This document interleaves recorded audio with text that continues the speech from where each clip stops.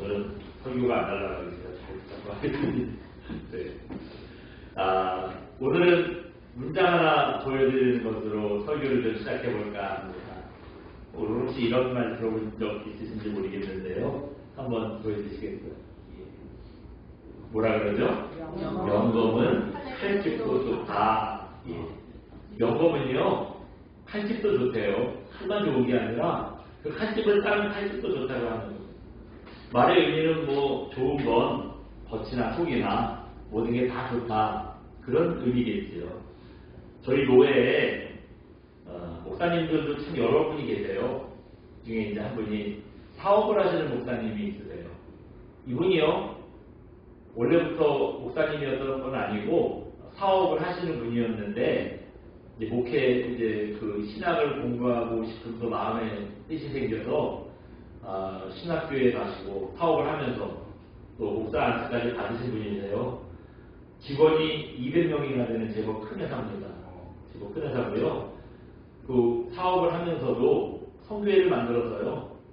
이분이 물질적으로 넉넉하잖아요. 이 성교회를 통해서 선교사님들 여러 분 도우고 계세요.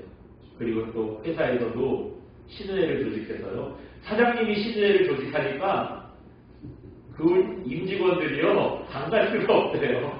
그래가지고 사장님 직접 설교하고 뭐 그렇게 신앙생활하고 뭐 직원들한테 잔소리도 하고 뭐 그러신다고 하더라고요. 이렇게 사업을 크게 하시다 보니 이분 차가 굉장히 좋아요. 제가 뭐라고 차이로 말씀드리긴 그런데 액수로 말씀드릴게요. 한 2억 5천원쯤 하는 차입니다. 제법 좋은 차예요. 그 목사님 덕분에 그렇게 비싼 차를 한번 타봤어요. 껍데기가 좋은 거 뭐 말할 것도 없고요. 타보니 뭐 인테리어도 너무 휘황찬란하고 고급스러워서요. 야, 제가 이거 신발 벗고 타야 실내가 안 되려나? 제가 좀 잠깐 고민했어요. 근데 이렇게 비싼 차가 여러분 껍데기만 좋겠어요? 차를 타고 밥 먹으러 가는데 아주 모든 게 다 좋더라고요. 무슨 비단길을 가는 것처럼 차가 출발했는지도 모르게 아주 쎄게 가면서요.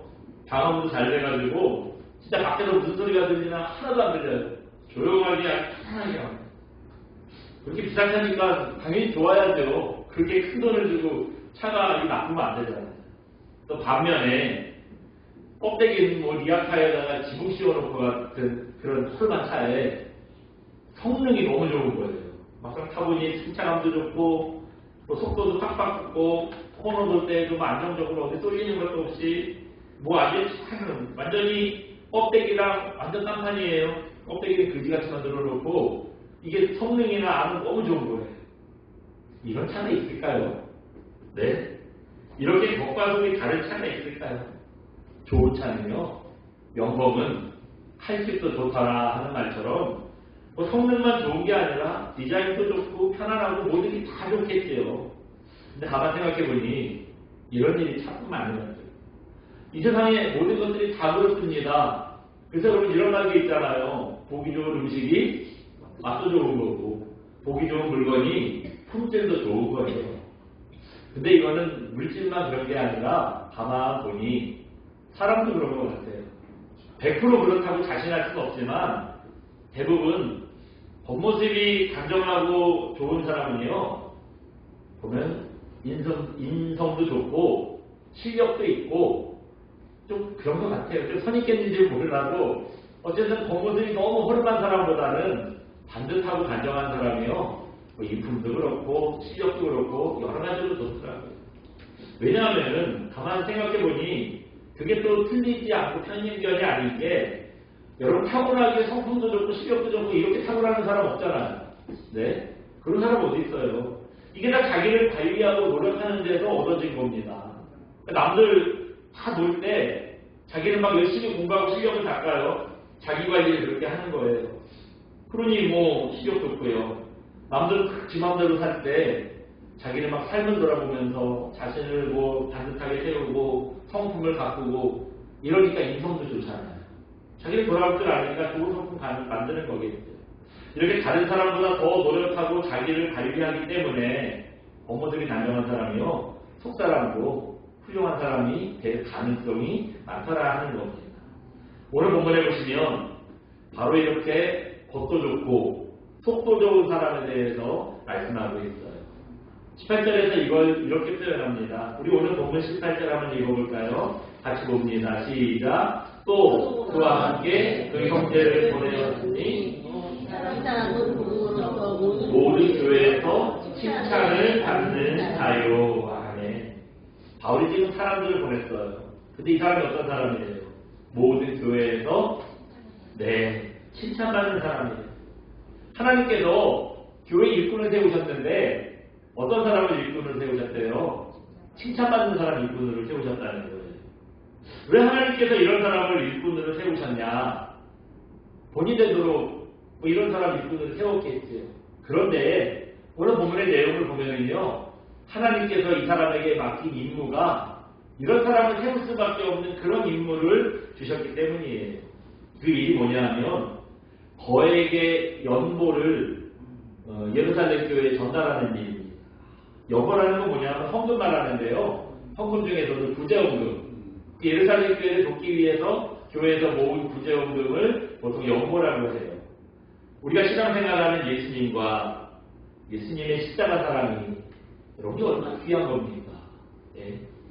이건요, 세상의 그 어떤 일과 또 비교할 수 없는 정말 귀한 일이에요. 세상에 어떤 사랑이, 세상에 어떤 분이 이 예수님과 예수님의 십자가 사랑에 비교할 수가 있겠어요. 여러분, 설교하면서 무슨 말씀 드렸죠? 명검은 칼집도 좋더라. 그랬잖아요. 명검과 같은 우리가 귀한 신앙을 가졌는데, 귀한 신앙을 품은 우리가, 우리가 가진 신앙에 합당하도록 좋은 사람 돼야 되잖아요. 그런 성품을 우리가 가져야 하지 않습니까? 예수 믿는다고 동네방네 척떨고 다니면서 하는 일 보면은, 이거 사기꾼이 따로 없고, 세상에 악한 사람이 따로 없고, 이러면 안 되잖아요. 네. 또, 금방 말씀드린 것처럼, 지금 이 사람들이 뭐 하러 가고 있어요? 거액의 구제헌금을 예루살렘 교회에 전달하러 가요. 이거 맡겨놨더니 배달사고 나지 않을까? 여러분 배달사고가 뭔지 알죠? 배달사고 나지 않을까? 중간에 무슨 일 생기지 않을까? 이런 거 걱정한다면은 이런 사람은 어떻게 이 일을 맡기겠어요? 그렇지 않겠습니까? 명검 칼집도 좋다는 말처럼 하나님께서요 이런 일에 일꾼을 세우실 때는 겉과 속이 믿을 만한 사람, 칭찬받을 만한 사람, 이런 사람을 일꾼으로 세우시고 또 구제원으로 전달하게 하신 거 우리가 오늘 볼 수가 있습니다. 여러분 오늘 본문을 통해서 생각해 보시면 첫 번째가 있어요. 한번 보여주시겠어요? 같이 읽어봅니다. 하나님의 일꾼은 간절함이 있어야 합니다. 이 사람은 칭찬받는 사람이었는데요. 왜 이런 하나님께서 일꾼을 세웠느냐? 하나님의 일꾼으로 부름받은 사람은 뭐가 있어야 되세요? 간절함이 있어야 돼요. 이 사람이 왜 칭찬받았겠어요? 아까 제가 내용을 안 봤나요? 보시면 18절 우리가 봤죠. 이 사람은 무엇으로 교회에서 칭찬을 받는 자요라고 그랬어요?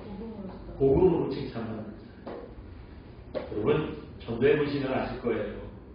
전도가 쉽지 않거든요. 근데 어떤 사람이 전도하느냐? 복음에 간절함이 있는 사람이죠. 믿어도 그만 안 믿어도 그만 이런 사람 전도 못합니다. 이게 사람들이 보통 이게 고래일 같지 않거든요. 고집들이 보통이 아니에요. 그래서 그 사람을 고집으로 나는 꺾겠다 이러면 싸움만 나지 전도가 안 돼요.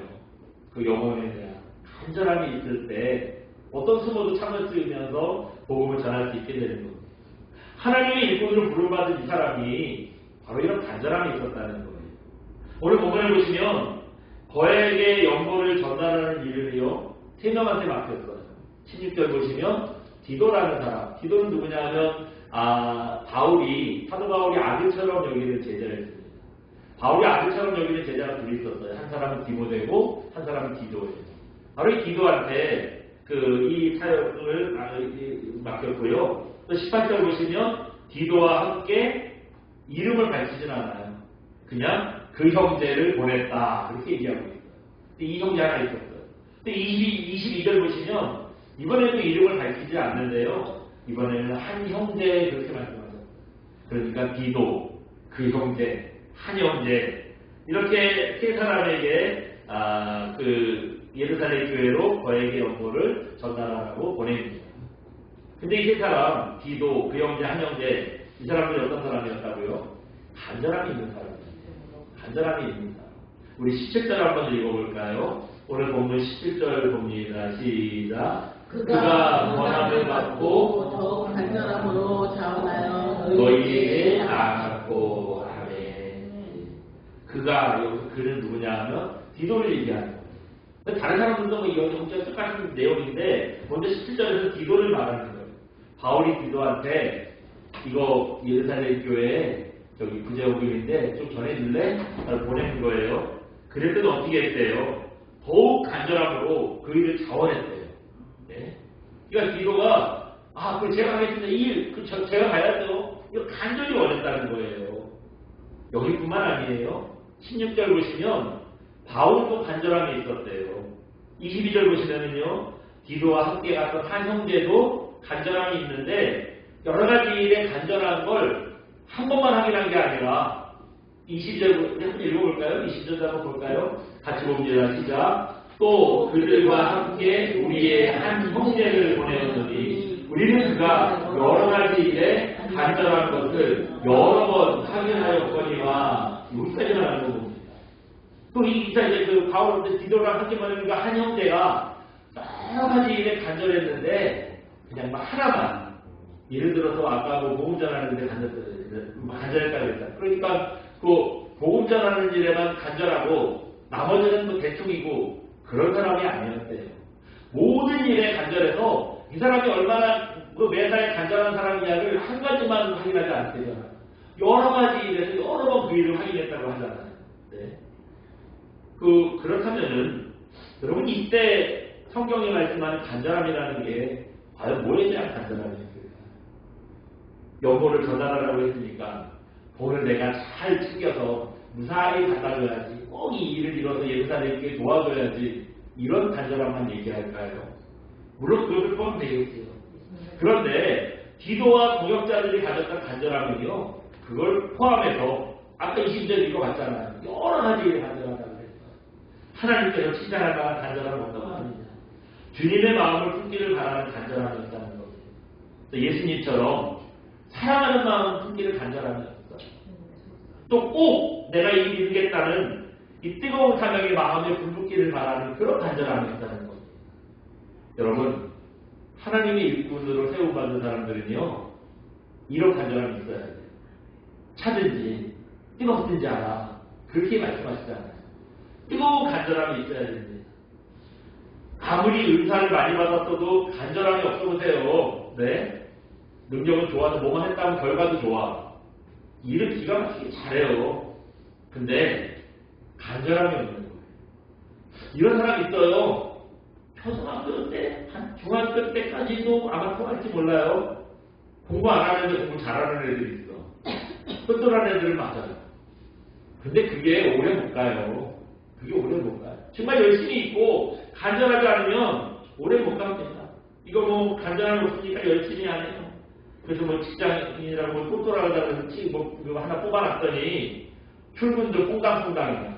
여러분 퐁당퐁당이 뭔지 아시죠? 하루 출근하고 하루 농땡이고 하루 출근하고 뭐 이래요. 하는 것도 보니까 서너서너 대충 해. 근데 똘똘한 놈이라고 그런지 결과는 좋아요. 일은 잘해.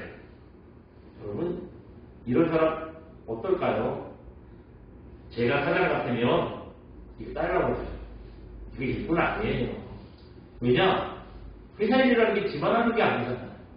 같이 어울려서 해야 되는데 그 사람한테만 그런 특권한 특혜를 주고 그냥 대충대충 해도 된다고 하면은 다른 직원들은 뭐가 되겠어요? 이 사람은요, 일은 잘할지 몰라도 회사 망치는 사람이에요. 일꾼으로 오래 못 갑니다. 이건 이렇게 하면 아르바이트 정도 될까요? 아니죠. 아르바이트는 이런 사람 못 뽑아요. 아무리 아르바이트라고 해도 책임감 없고 열심히 하라고 자꾸 빠지고 이런 사람은 어떻게 했습니까? 실력이 아무리 좋아도요. 일을 꼭 마치겠다는 간절함이 없으면 그 사람 같이 일 못합니다. 일 못하는 거예요. 영어를 전달하는 디도나 다른 두 형제들도요. 이걸 안전하게 이걸 꼭 전달하겠다는 간절함이 없어 보세요. 예루살렘 성도들 아까 그 간절함에 뭐가 포함됐다고 했어요? 예수님의 그 사랑의 마음, 사랑하는 마음, 이 간절함이 있다고 했잖아요. 예루살렘 성도들을 사랑하는 마음이 없다면, 이 사랑하는 간절함이 없다면 이해를 못해요. 왜 그러느냐? 한번 보여주시겠어요? 이거 제가 구글 지도를 한번 찾아봤어요. 지금 고린도 교회에서 예루살렘까지 가야 돼요. 여기가 지금 디도랑 그 형제, 한 형제가 가야 되는 고린도 교회가 있는 곳이에요. 여기서 예루살렘은 어디냐? 여기에요. 이 고린도 그리스에서 이렇게 넘어가서 여기 이제 그 터키 이 나라를 지나서요. 요 옆에 가면 이게 시리아라는 나라가 있어요. 그 다음에 요 밑에 가면은 또 옆으로 레바논이라는 나라가 있어요. 그 다음에 넘어가서 이제 예루살렘에 가는 거예요. 그러니까 그리스, 터키, 시리아, 레바논 네 나라를 거쳐서 고린도까지 가는 거예요. 얼마나 걸리냐? 키로수가 나오더라고요. 여기 보니까 몇 킬로라고 되어 있어요?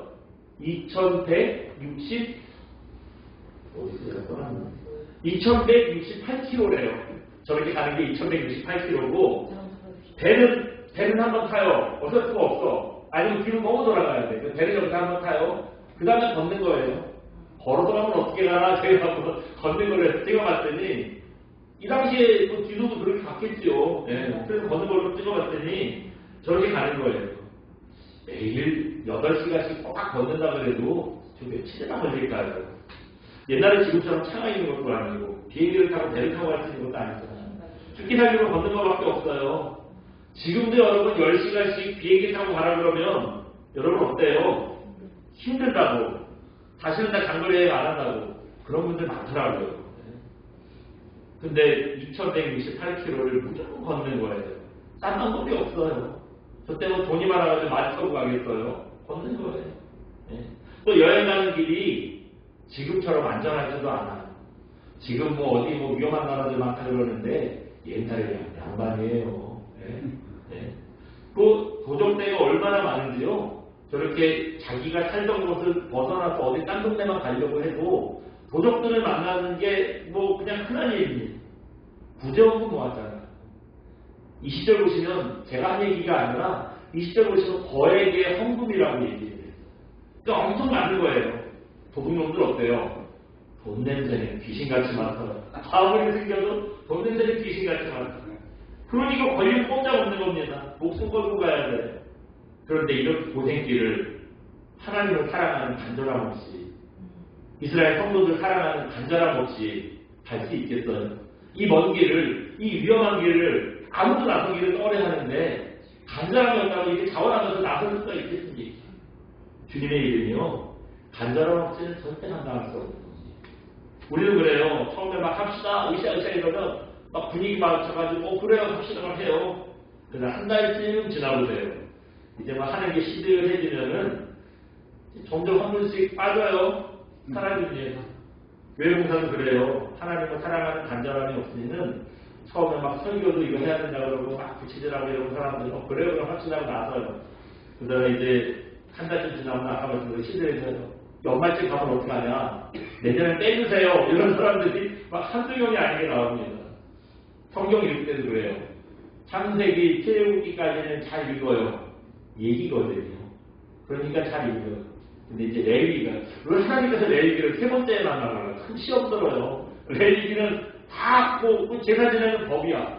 근데 다 비슷해. 특별하지도 않아요. 다 비슷해가지고 뭐 읽나도 뭐 읽으면서 잊어버려. 읽는 순간 잊어버려. 네? 그렇게 돼요. 그러니까 이거 아주 질려서 포기하잖아요.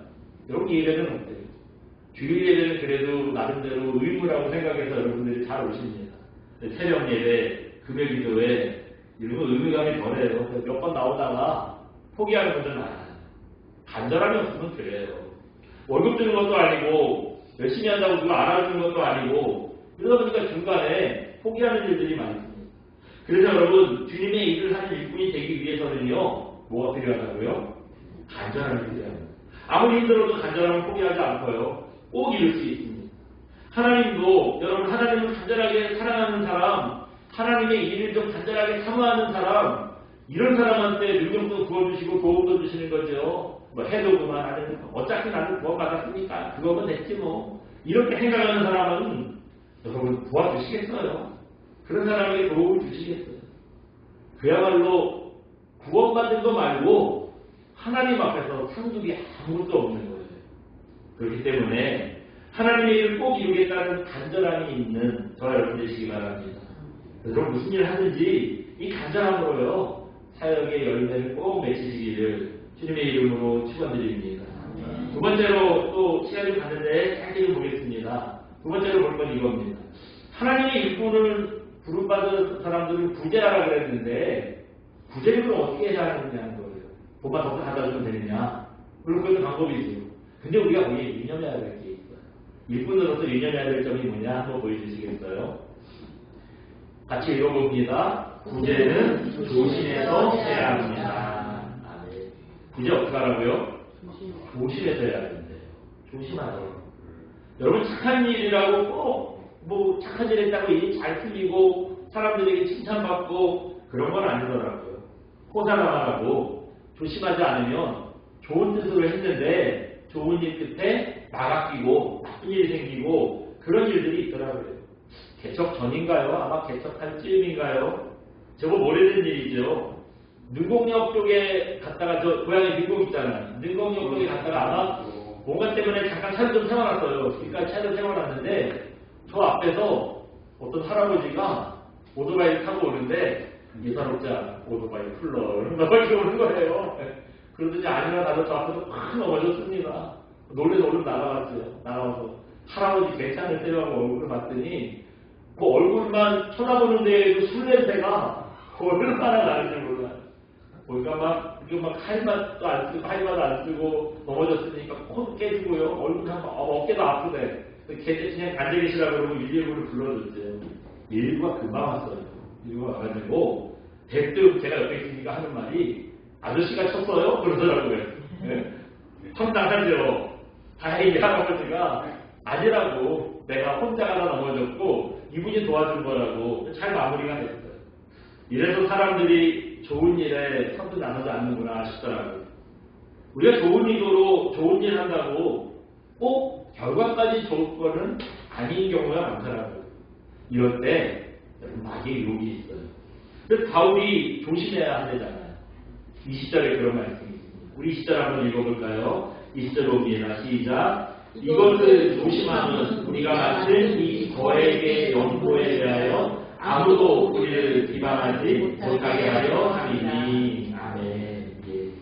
바울이 왜 조심해서 구제했대요? 거액의 연보에 대하여 우리를 비방하지 못하게 하려고 그랬다는 거예요. 근데 보는 성기다 보면 돈 가지고 유세 떤다고 비방하는 말을 들을 수가 있어요. 그거를 또 곱게 보지 않아서 삐딱하게 얘기하는 사람들이 있어요. 또 우리도 마찬가지예요. 그런 사람들이 그런 말 할 때 우리 자신이 좀 진짜 그런 건 아니었나 돌아봐야 돼요. 내가 누굴 도우려고 하다 보면 어떤 마음이 있죠? 내가 저 사람보다 나으니까 돕는 거지 자기도 모르게 교만한 마음이 이제 빠지는 거예요. 마귀가 얼마나 영악한 놈인데 우리를 넘어뜨릴 수 있는 이런 좋은 기회를 놓치겠어요. 그래서 도움 주는 사람도 미혹하고요. 도움 받는 사람도 미혹하는 겁니다. 뭐 좋은 의도로 했다가 넘어지고 상처받고 이런 일들이 있어요. 도움을 주는 사람은 되지도 않을 공경심에 빠져서 교만에 넘어지게 만들고요. 도움 받는 사람은 그것도 받으면서도 또 기분 나빠요. 돈 있다고 유세 떤다고 그것도 자존심 상해하고 기분 나빠하면서 막 넘어뜨리는 거예요. 근데 21절을 보시면 그런 말씀이에요. 하나님 앞에서나 사람 앞에서나 선한 일에 조심하라. 그런 말씀을 합니다. 우리가 악한 일 하다가 욕먹으면 당연하죠. 네? 근데 선한 일 하다가 욕먹고 사람들에게 상처 주면 이거 얼마나 억울해요. 네? 이거는 차라리 안 하는 일만 못하잖아요. 그래서 이렇게 되지 않기 위해서 여러분 조심하셔야 합니다. 조심하셔야 하고 또 뭘 하느냐? 기도해야죠. 우리 기도해야 합니다. 마귀가 틈타지 못하도록 기도해야 하고요. 겸손하도록 내 자신을 겸손하게 해달라고 기도하셔야 되고요. 또 착한 일 했다고 내가 칭찬받을 게 아니라 하나님께 영광 돌리게 해달라고 여러분도 기도하셔야 됩니다. 이것만이 우리가 선한 일을 할 때에 조심하고 겸손해지는 길이라는 거 여러분 기억하시기 바랍니다. 그렇기 때문에 쓸데없는 공경심에 빠져서 선행을 자랑하지 않는 저와 여러분 되시기 바랍니다. 그래서요, 우리가 선한 일을 하면 할수록 더욱 겸손하게, 더욱 조심해서 모든 영광을 하나님께만 돌리는 그런 귀한 종들 되시기를 주님의 이름으로 축원드립니다. 우리 잘 찬양하고 또 기도합니다. 나는 아무것도 아닙니다. 함께 찬양하고 기도하겠습니다.